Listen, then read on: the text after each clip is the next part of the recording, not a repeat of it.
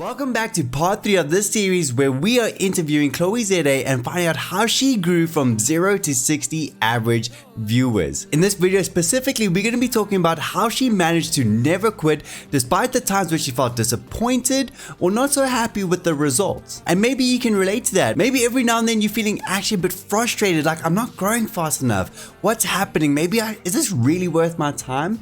Well, Chloe has been there, and in this video we're going to be talking about how she overcame those thoughts. So Chloe, how often have you felt like quitting? This is such a good question. I have felt like quitting before. There are definitely moments where I felt discouraged for a couple of reasons. You obviously get trolls, that also comes with the territory.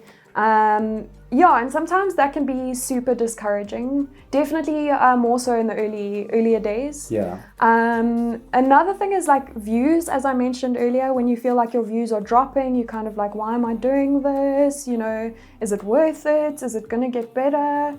So I've definitely felt like quitting a couple of times. But I know how happy it makes me to play games, spend time with my community, do this from home where, we get very few opportunities these days in terms of like the coronavirus and things like that happening.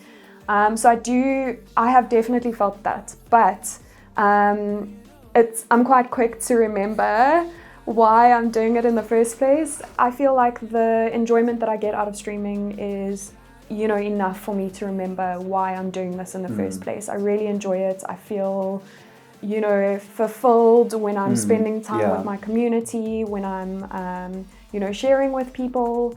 So, I have definitely felt like quitting, and I think everyone goes through that, Definitely. Yeah. One of the things that I loved what you said is remembering your why, and I think your why is one of the most important things that you have as a tool to keep you going. And I think it's one that we all need to sit down at the end of the day and be like, why am I streaming?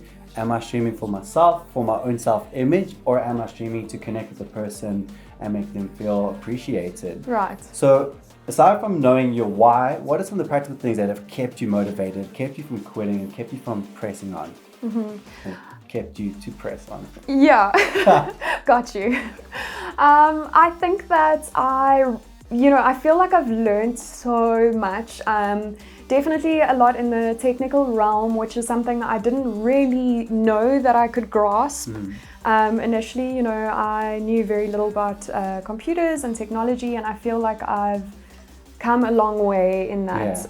So that sort of learning has been really exciting for me, and it's been really fulfilling.